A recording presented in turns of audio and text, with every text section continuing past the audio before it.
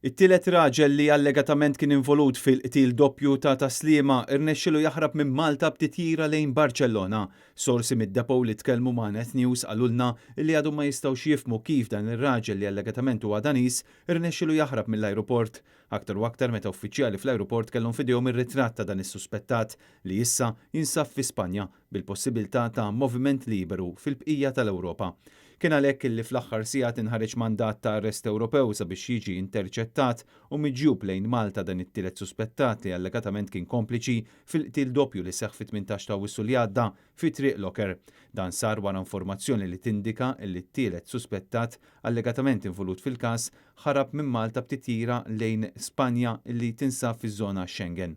Brabta ma' dan il-qtil diġà ġew arrestati u interrogati l-Albaniż Daniel Muka u Viktor Dragomanski illi hu mill-Maċedonja ta' fuq.